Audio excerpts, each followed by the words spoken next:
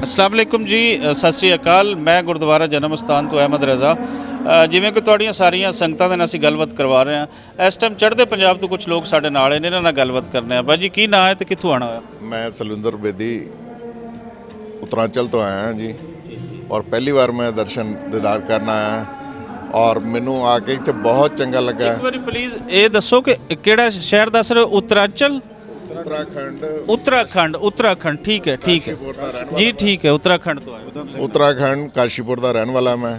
साढ़े फादर साहब सानू एक कहानियाँ सुनाया करते पाकिस्तान दियाँ। अज सानू मौका मिला कि असी उस चीज़ां दर्शन करिए तो बहुत खुशी फील कर रहे हैं और दोवां सरकारां नू बेनती करते हैं कि भी महाराज इस तो वधिया खोल होनी चाहिए है और जो पाकिस्तान वालियां ने इज्जत सानू मान बख्शिया है जी, उनके ही सदा रहनी है और उम्मीद करते हैं। मैं इस तो पहले एक सवाल तुहाडे सॉरी कट्टिया गया, ये दसो प्लीज़ कि तुहाडे जिहड़े फादर पाकिस्तान का जिक्र करते सी, उन्हां दा जन्म पहले इत्थों दा सी या वैसे आना जाना सी? इस तरह जी, मेरे फादर साहब इत्थे लाहौर दे विच नहर दे उपर बेदिया पिंड सी, उत्थों दे रहने वाले सी। पार्टीशन दे टाइम वो उत्थे चले गए। उस तो बाद वो बेचारे याद करते करते स्वर्गवास हो गए, मगर उन्हों की अखीर तक आत्मा रही कि भी अं किस तरीके मिल सकी। उदों इन्ने साधन नहीं सी कि भी वो इत्थे आ सकन। अज सानू मौका मिले तो बड़ी खुशी हो रही है और किते महाराज उन्होंने इस टाइम जिंदगी होंदी तो वो किते बहुत उनके वास्ते कोई वर्ड नहीं है कि भी उन्होंने कितनी खुशी होनी सी। ये जी बड़ा बेदिया नहर बड़ी मशहूर नहर है और ये लाहौर के नाल है और लाहौर की जी डिफेंस लाइन है वो बेदिया नहर ही बनती है। तो तुहाडे वड्डियां तो उत्थों जाना होया, की दसदे सी इस एरिया के बारे? इत्थे तो दोबारा उन्हां दा नहीं आना होया, की सुणांदे सी कि उस वेले दा पंजाब किंज दा सी? उन्होंने कहने के मुताबिक जिहड़ा उन्होंने प्यार दस्सिया कि भी उत्थे आपसदारी च जिवें रहिंदे सी प्यार नाल, अज असीं आके महसूस किया कि भी शायद वो जिन्ना दसदे सी उस तो भी ज़्यादा प्यार है और इत्थों की आवाम बहुत प्यार करती है सानू कि भी साडे भरा आए ने, साडे मिलने वाले आए ने, साडे रिश्तेदार आए ने।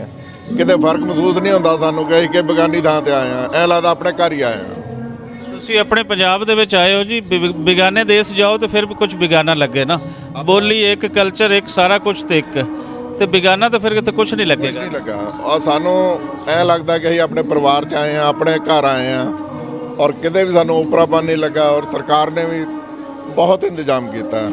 मैं समझदा सारी रात सिक्योरिटी खड़ी है, अद्धी रात रमजान का महीना मुश्किल होंदा थोड़ा जिहा, गर्मियों के दिन ने, मगर उन्होंने किसी गल की कोई परवाह नहीं की। बहुत दिल नाल सेवा मतलब सिक्योरिटी की है उन्होंने और किसी नाल भी गल हुई है, हर बंदे ने प्यार नाल बोलिया, बड़ा सत्कार दिता जी। उस गल दे ही ऋणी है तुहाडे।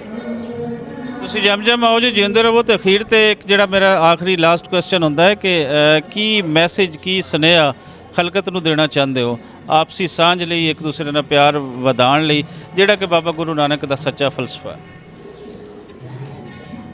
सर जी मेरी रिक्वेस्ट है दोवां सरकारां वास्ते कि जिवें अज असीं इधर आए हैं, इस तरह जिहड़ी इत्थों दी आवाम है जिन्ने उत्थे जाना चाहुंदे ने, उन्हां नूं भी खोल होनी चाहिदी है, सानूं भी खोल होनी चाहिदी है आवाम नूं, जिहड़ी आपस च आराम नाल आ जा सकन ताकि प्यार वधे और इस चीज़ का अगे होर वधिया होएगा। दोवां मुल्कां नूं मतलब आपस च पूरी खोल होनी चाहिए भी भावें उधर जाना चाहन, जिहड़े धार्मिक स्थान उत्थे ने वो भी वेखण, दरबार साहब वेखण, होर किते जाना तो उत्थे भी जा सकन ते असीं भी इत्थे आ सकीए। बहुत सोहनी डिमांड जिहड़ी गल असीं अक्सर करते हुंदे आ कि बिल्कुल जिहड़े उत्थों दे जम्मे जाए हन, कम अज़ कम उन्होंने उन्होंने स्थानों के उन्होंने थावां के जिथे जम्मे ने उन्होंने दर्शन उन्होंने वास्ते नरमियाँ पैदा करनियाँ चाहिए और उत्थों के लोगों को इत्थे आने वास्ते नरमियाँ पैदा करनी चाहिए, क्योंकि पंजाब तो एक ही है, बेशक दोनों मुल्कों के विच वंडिया गया है, लेकिन इसनूं असीं उस तरीके दे नाल हुण बहुत ज़्यादा अगे तक वंडिया होया नहीं देख सकते हैं। इसलिए कुछ हद्दां सरहदां ते जिहड़ियां खलकत की एक आवाज़ है उसनूं पूरा करना चाहिए है कि इत्थों के लोगों की आवाजावी उस साइड ते होवे,